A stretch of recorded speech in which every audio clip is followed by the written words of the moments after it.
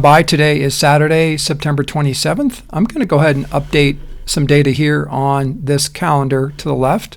This is Mandy's calendar. She sent a whole bunch of data to create at calendarsnack.com, essentially 544 calendar pieces of data, if you will, off her personal calendar to something called create at calendarsnack.com. That's an ingest box where we disassemble the calendar invite information and store it.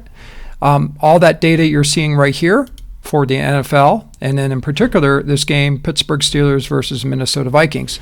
So what happened in the previous video was Zach, by example, shared Mandy's, the organizer's upcoming events page. This is an auto-generated page that does a really nice job. It only takes a few minutes to actually generate, and he shared this page with Mandy, the organizer, Zach being the customer downstream. He put his email address in, clicked the button, and got a calendar invite for the Pittsburgh Steelers versus the Minnesota Vikings here for tomorrow, the 28th. So that's the setup, and what I'm going to show you data-wise is this is Zach's calendar over yonder, here to the right. You'll see that he has it on his calendar.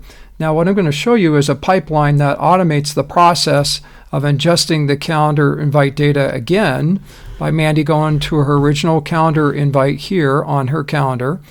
This create command now is locked or sequenced, if you will, in a pipeline across her calendar to this app we built called Calendar Snack that sits on top of a piece of APIs and functions we built called the Calendar Invite Server for AWS. And what's going to automate is when Zach sent himself this calendar invite because he wants to go to this game, I'm showing y'all how Mandy, the organizer, actually updates data automatically. And that is, she's going to keep this create command here, create at calendarsnack.com. She's going to go into her personal calendar just like this. I'm going to make this a little bigger. I'm going to scroll down. I am going to insert some information there. Stop by our surprise vendor booth 983 for the NFL game.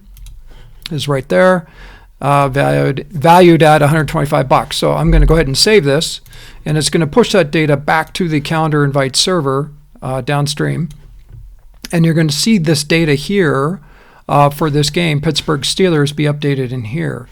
Now if I just type in Pitt here, you'll see that there's a Pittsburgh game, and if I go look at it, you'll see that this data here was magically updated just by pushing the data to the API gateway. We disassemble it and view it here.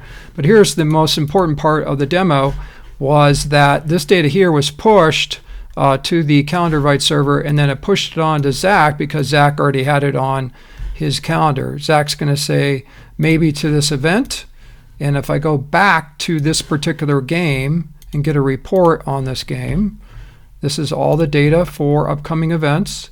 I'm going to drill into the 28th, and this particular one here is Pittsburgh. I'm going to type in Pitt again, P-I-T. I'm going to pull it up, and you're going to see that Zach now is tentative to this game. Now I'm going to refresh this page here, being Zach downstream, and I am going to show you all how we gather real-time calendar invites back from the customer, and you can see now Zach's accepted. Now I can change it again here. I can just pretend that this booth changed. I'm going to go ahead and do a booth change, real simple. I'm going to move it to 1000. I'm going to hit save, and you're going to see this pipeline work again across the APIs. And what will happen downstream here is Zach will get a calendar invite, a new one, because he had the original one on his calendar, sent from this service here that's tied to our APIs on the calendar invite server. You can see here he just got an updated one. He's going to say maybe to this one. We change it to booth 1000, and you're going to see that this booth 983 is going to change again because I'm going to refresh it, go get the API data, and there's the update there. And then in particular you can see that Zach has moved it back from yes to tentative over here in the data set. That's in a demo. Thanks for stopping by.